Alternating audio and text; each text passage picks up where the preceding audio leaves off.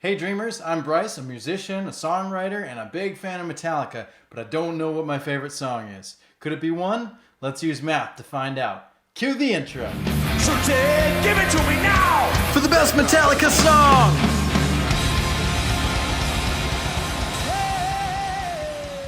One. Contrary to the title, it is actually track 4 on Injustice for All. Really excited for the song because guess what? I really like this song. If you were to put markers up at each important point, most important point of Metallica's career, one is definitely one of the biggest. It is the first music video they ever released, and it's one of the songs that they're going to be playing from this point on at pretty much every concert ever. So, in order to talk about one today, we also have to talk about how I'm grading it using the following categories. We have lyrics, instrumentation, composition, memorability, and emotional response. All of those are 0 to 4, and the grand total is 20 points possible, and we'll see if it has enough points to get to the top 10 at the end. Some people have asked about the 0 to 4 scale, so I just want to reiterate that 0 is absolutely dislike, 1 is dislike, 2 could go either way, 3 is like it, and 4 is absolutely like it. So that's kind of where that range falls in, what the measurements feel like. And of course, before we get started on the song, I want to thank all the new subscribers. There's been a big bunch of people jumping onto this channel ever since I started this journey. So thank you so much. Trying to get 1,000 subscribers. So if you haven't already, hit that subscribe button down below. If we get to 1,000 subscribers, maybe I'll release a full recording, a cover of one. Who knows? Or maybe it'll be whatever ends up at the top of this list at the end of this journey. But we'll find out when we get there. Without further ado, let's talk about one. Press play. Go. Of course, we start with war sounds. I am curious to know where these war sounds come from. But I do know if you listen close, I'm pretty sure that's James yelling in the background.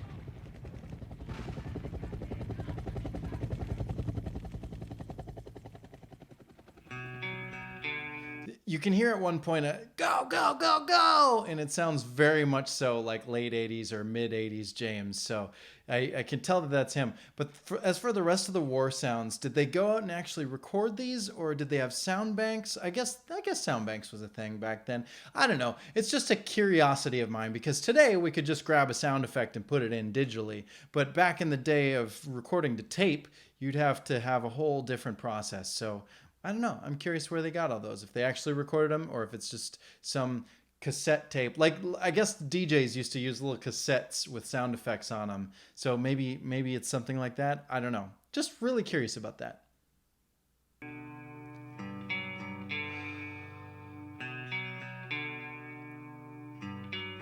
This guitar tone is better than what they use live. 4.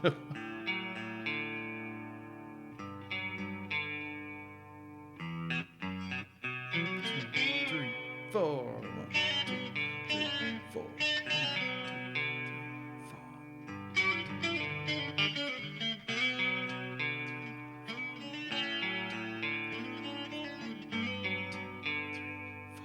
1, 2. See, that's why I'm counting. I like those additional measures. Drums come in.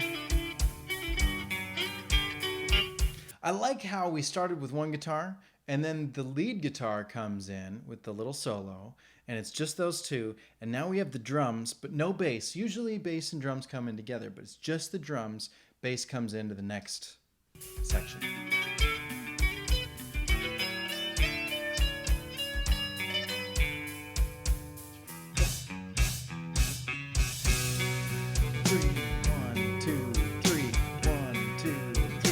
So we have that whole intro is sitting there comfortably in 4/4, and then there's that little tag at the end with that little 2/4 that ba-da-ba-da.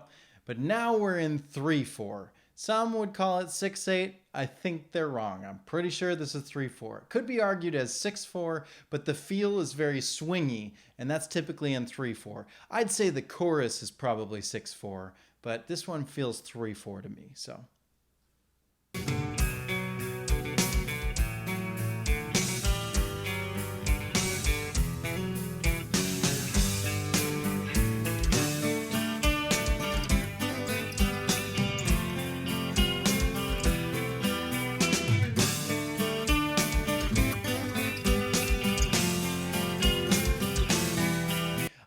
love that riff because you've got the clean guitars and you've got the classical guitars that.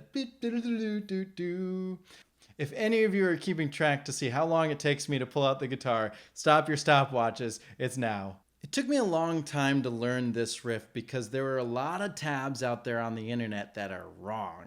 The James part, and I know that they may change it a little bit live from the way it is on the recording, but as I know it, the James part goes.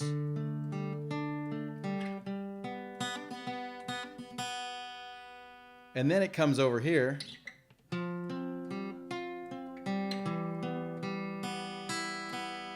And I love all those open strings. It's kind of like the Call of Cthulhu, but it's just up a little bit because it's on the E. But even on this F, and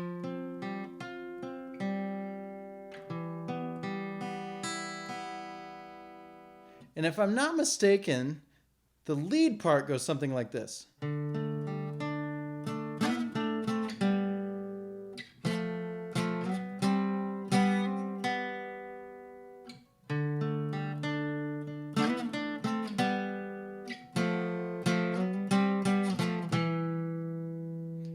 And together, it makes something really interesting. You can't really play both of those parts at the same time. You've got to pick one.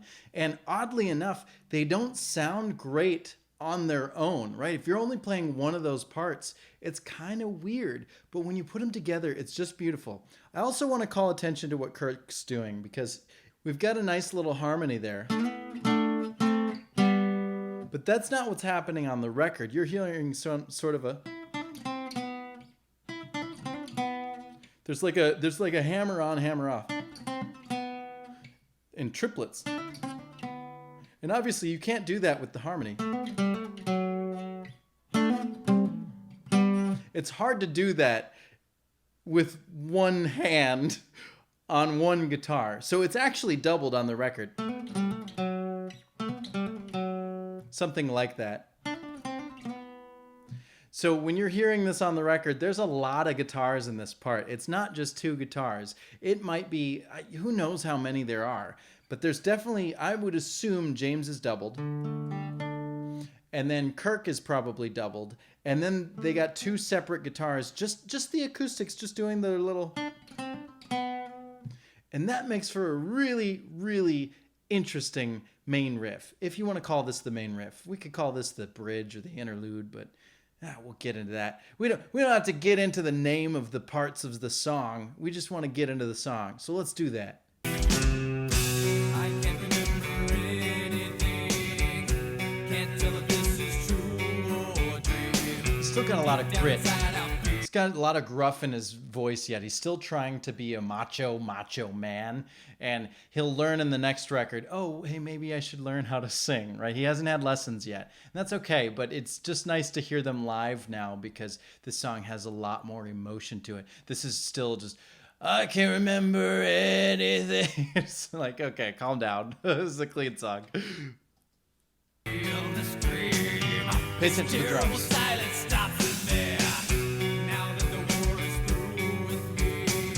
Actually, this is the part that cannot see. That's the second time through the riff, but it's actually, I guess, if we count the verse as two sections, the riff goes all the way through, and then there's another one. The first time the fill is boom boom ka, and then this time it's boom ka ka. So he's adding a snare fill, and the same goes with the second verse. We'll listen to it better next time. There's a ba-da for the stops, and then there's a ba-da-da. So he's gradually building it, right? He's adding more snare hits as the verse goes on, building the fills towards a bigger section of the song. And that's appropriate. That's a good drummer.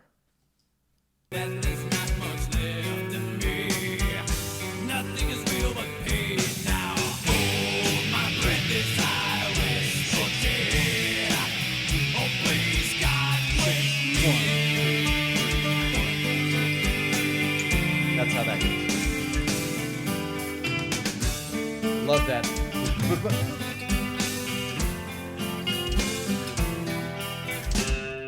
right, listen to the snare hits. Right here. It's 2. This time through, it's just a... Now we'll come back around. 3.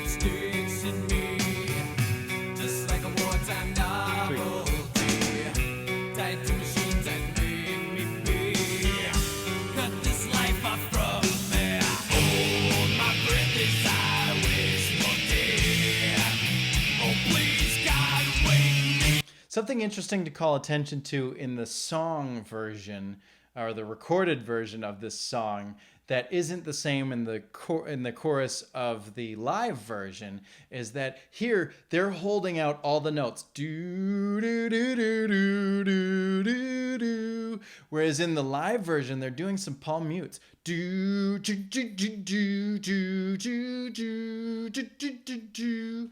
They add those palm mutes, and I don't know, it's cool live. You get that thump. They have a lot more low end when they're playing live. Obviously, this record is lacking in low end, so that's kind of nice. But I don't know how I feel. Do you like them held out, or do you like them played with the palm mutes? It might not make that much of a difference, so who cares? Let's move on. A little solo here. Another thing different. This solo is distorted live, but it's clean on the record.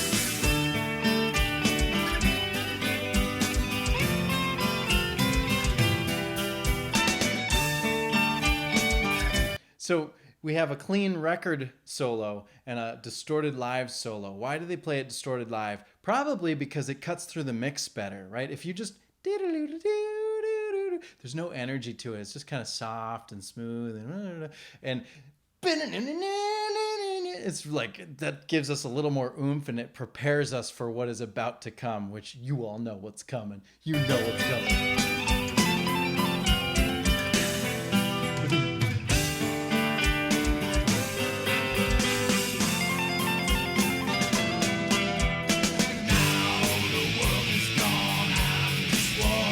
That's the name of the song.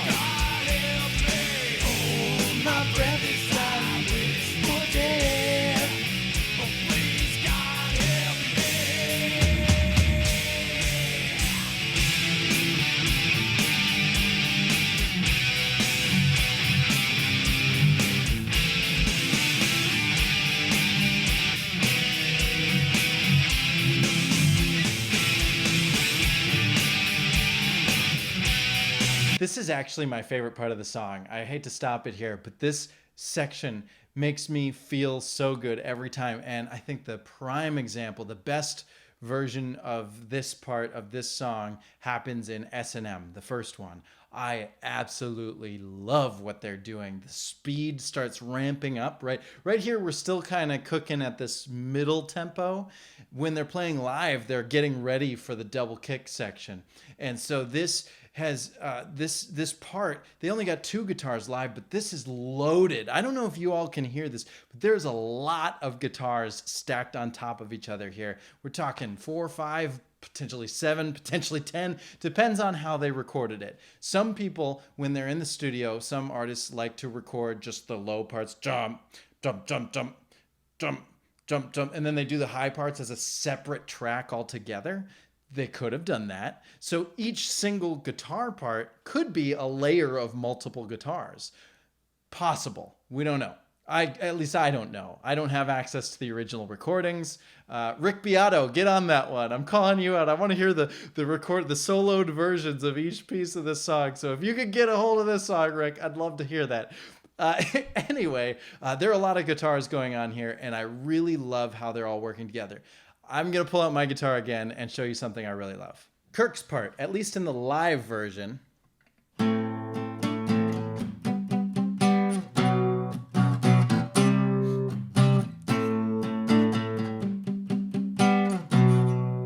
So he's got this sort of A minor scale, not minor scale, but minor chord. If I went all the way up the strings, it'd be the exact same fingering as Call of Cthulhu, right? It comes down to this G set. A lot of moving going on there. And then we go to B, C. And we're using that,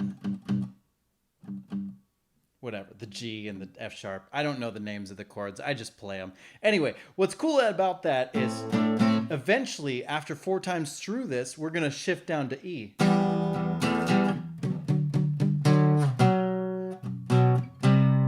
So it's the same thing. It's just down 1 string, right? Instead of... we go down.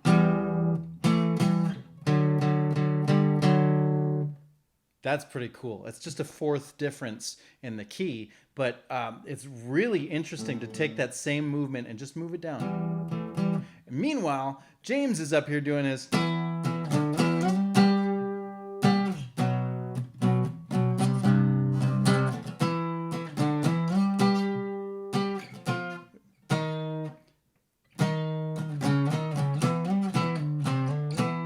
something like that. Anyway, there's a lot of guitars going on in this section, and it's really cool. Why would you record more guitars than you're able to play? Because it sounds good. Duh. Let's keep listening.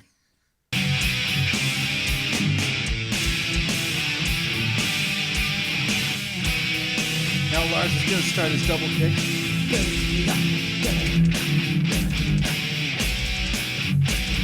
Stare on every hit. 1, 2, 3. 1, 2, 3.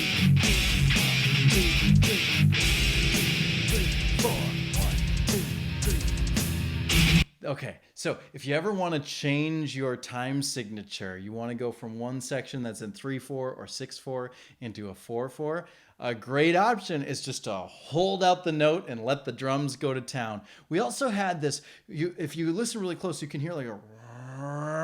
there's like a reverse effect. I don't know if it's a gong or if it's a bell or something high range with some low end to it. Let's listen one more time.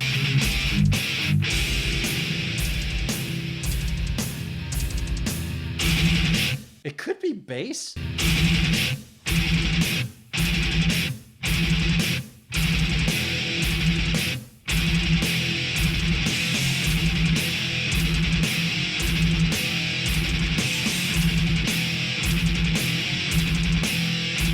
I like how this song is illustrating war. We have like the concept, like the whole beginning half, all the clean stuff in this song is all about, you know, this person who's lost their limbs. They're in the hospital. They can't see, they can't speak, they can't hear, all this stuff. And it's all kind of in mourning. This is now feeling like a flashback, right? That feels to me like gunfire, but it feels even more like machine gun fire when we get the snares involved later. But for now, we're just building into it. This is like just action all around me, action all around me. And now the lyrics, instead of being sung a little, even with a little grit, but a little lighter before, now it's just darkness, and we're just gonna rock. We're gonna rock. Darkness imprisoning me. All that I see, absolute horror. I cannot live, I cannot die. Trapped in myself, fighting my only savior.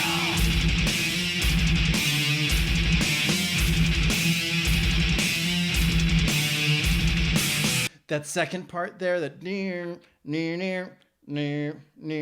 when they play that live, they actually harmonize it. They use their 2 guitars to kind of build on it even further. You know what? It's time to get the electric guitar out. When they play it live, they're hitting this. And the other guitar is going.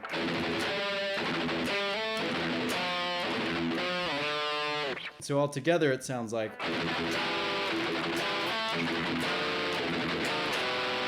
Something like that. Obviously played much better because it's 2 guitarists who know what they're doing.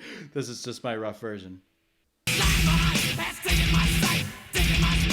Double kick. Double time.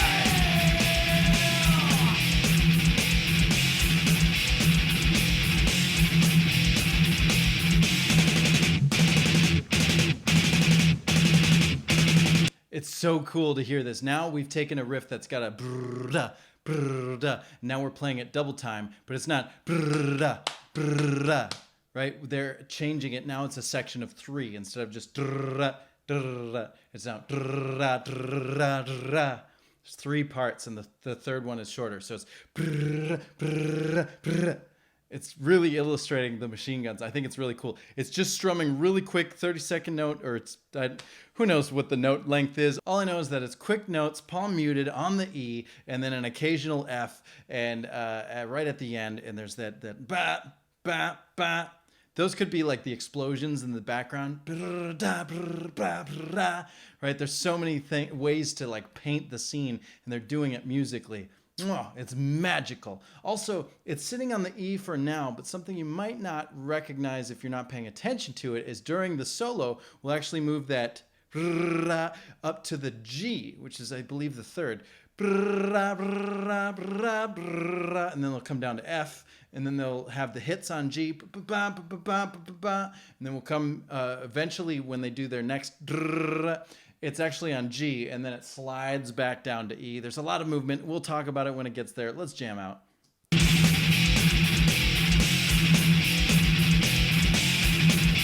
Cymbals on the left.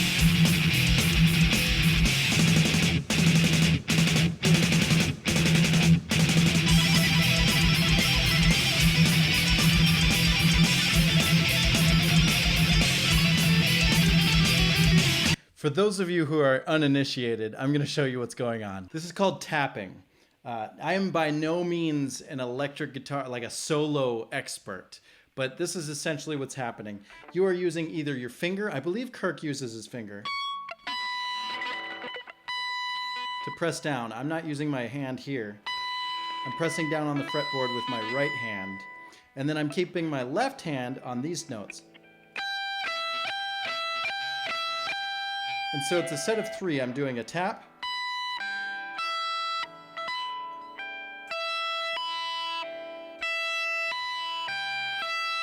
but you're doing it so fast it actually sounds like this.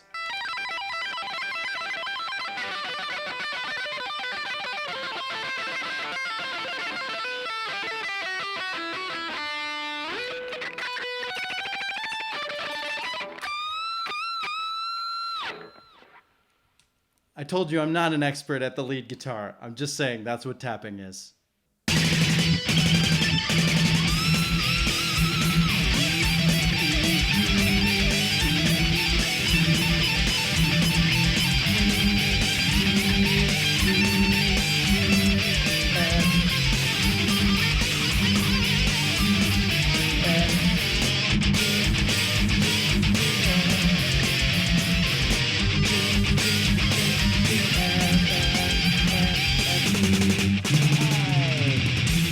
Okay, I was saying those notes out loud. Why? Those are the root notes. I want to point out what the rhythm is doing there. It's a set of 3 and 1. So 3 on the E and 1 on the G. 3 on the E, 1 on the G. Then 3 on the G, 1 on the F. 3 on the G, 1 on the F. And what's cool there is we actually get kind of a weird inversion because of the 3 on the E, the 1 on the G. The next one is still on the G, so it's actually 4 on the G. And it feels like the chord starts at the wrong, like a measure early. And I think that's a really interesting way to do this. You have a climb up from E to G, and then you just stay on the G for a while, and then you go, but you don't go all the way back down.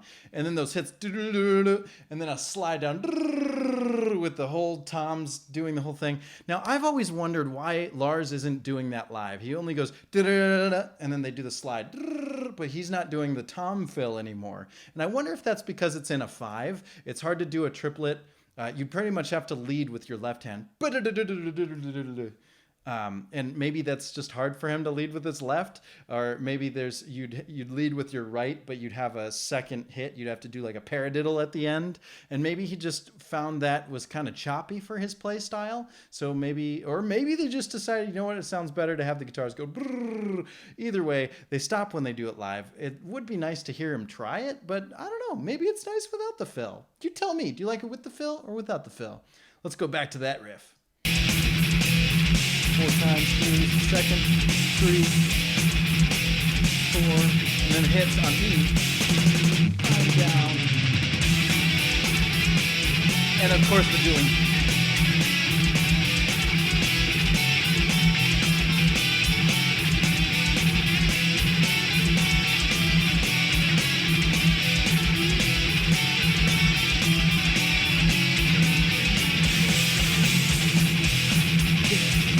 all the cymbals are emphasizing everything.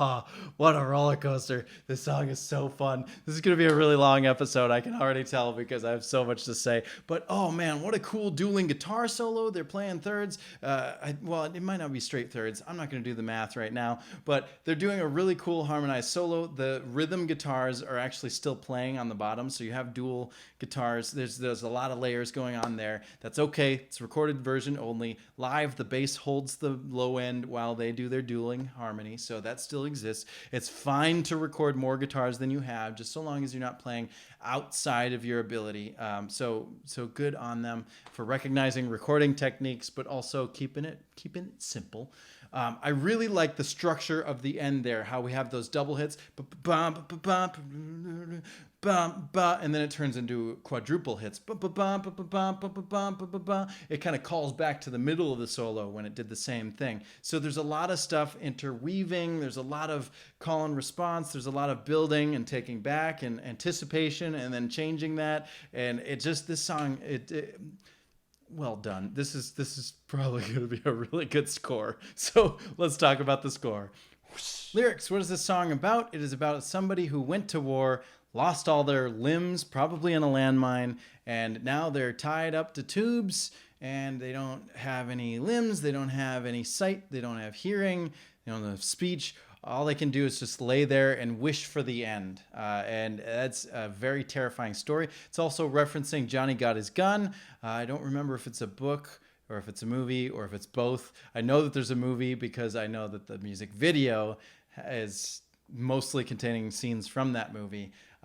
In my opinion, the music video is annoying. Can I just say, for this song, the music video is super annoying. I hate how much talking there is in between. Like, I want there to be just the music and lyrics. I don't want to hear all this additional, oh God, no, what do I do? What do I do? Like, it's just too much. I don't like that. And whenever I see a reaction channel react to this song and they go to the music video, I'm like, oh no, you're missing out on the song.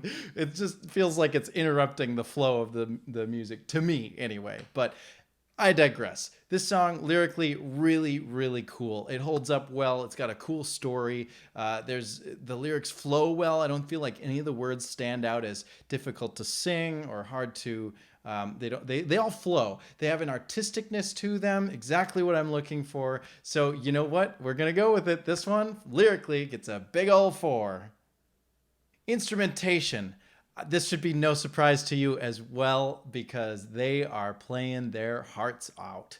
There is such fast guitar play. That whole end section from the machine guns onward is so freaking fast. My arm hurts after maybe 2 ways through the riff, and they're just, and they even go faster live. So the ability is just top notch, right? Even the bass, which you can't hear very well in this mix, is doing some really interesting things to balance out the songs. The drums are going fast. We got the double kick pedal. He's mixing it up. Every verse is different. Every fill is different. There's so much. There's not really anything in this song that feels copy pasted. Everything is new and fresh, and it builds. At some point, we have multiple guitars stacked on top of each other, but they're all just singing. So instrumentally, this song is beautiful. Top notch. 4 points. Composition. This song is absolutely phenomenal. We have a nice slow beginning. It steadily climbs, gives us a heavy chorus, drops back down, heavy chorus, back down, and then we just off to Mars, or off to Pluto, off to Andromeda Galaxy. We're gonna go visit Betelgeuse, not the clown guy, but the star, the supernova in training. Space nerd. So anyway, Lots of really cool stuff going on here. Compositionally, there's extended time signatures, or there's different time signatures rather. We have 4/4, we have 2/4, we have 3/4, we have 6/4, we have back to 4/4. We have tempo changes. It gets gradually faster throughout the song, and it flows so nicely. We introduce a riff, we drop it down, we bring it back, we drop it down, we bring it back. We introduce a new riff, we bring it back, we change it a little bit. We have just such a cool composition. Even in the solo, even in the finale, in the final moments, we're bringing back elements we introduced earlier. This song is very, very well crafted. I would be shocked if anyone found this song boring. I have to give this all the points available. Compositionally, it's a 4. Memorability. You're all gonna get so mad at me. But I have to be honest. What is memory? What makes us remember things? All right. Repetition is a big part of that. And then the von Rostorff, is it Rostorff? Rastendorf? Anyway, the other thing is things that stand out. So does the song stand out? It's a very long song. That kind of stands out. It's soft and then heavy. That stands out. The guitar solo, really cool. That stands out. But what repeats in the song? There are lots of riffs that repeat. But vocally, when you're singing, yes, the chorus repeats. But is it memorable if you've never heard the song before? That's the key. Yes, it's memorable to me because I'm a Metallica fan. I've heard this at every concert I've been to, and every time I've seen them live on TV, on YouTube. They have played the song so many times, it's hard to forget it. But we have to put ourselves in the shoes of someone hearing this for the first time. What sticks out as memorable? Unfortunately, there isn't a hook lyrically in the song, and I think that's what they really need. Oh God, wake me. I guess that is a hook, but it changes the third time. I don't know. I'm going back and forth on this. It's fairly memorable, but I don't think. Now I'm going back. You know what? On the spot, I want the chorus to be more memorable. Hold my breath as I wish for death. It's short enough. Now I'm going back and forth. You know what? I gotta stick with my guns. My guns, my Justice guns. I'm going to change it. I gave it a different score on the sheet over here. This one, memorability. It's getting a 4. Emotional response. What more can I say about this song? It is spectacular. I think that the intro, you're kind of sitting there like, oh, weapons, huh? Oh, a clean guitar. This is beautiful. Oh, hard rock. This is, oh, back to the clean part. Oh, this is nice. Oh, they're getting angry. Oh, they're getting really angry. All right, head bobbing. It is a roller coaster, but this freaking roller coaster just keeps going upwards. Emotional response. I'm feeling really good, really happy. We're going to give this a 4. And with that, 1 gets a perfect score of 20, putting it all the way at the top. The first perfect score, 1 in first place. Who knew that 1 would be 1? And right underneath it, we have Master of Puppets, Creeping Death.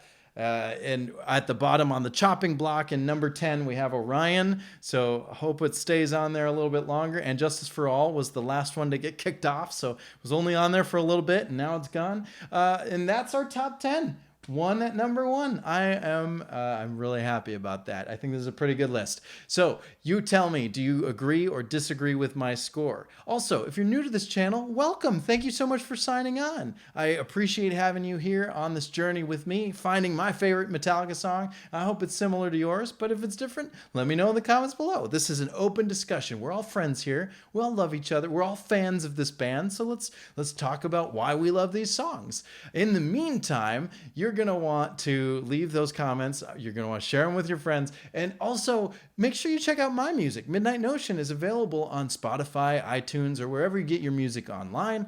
And hit that big old subscribe button to come back here tomorrow so we can talk about shortest straw. Shortest straw has been pulled for you. Thank you so much for watching. See you then.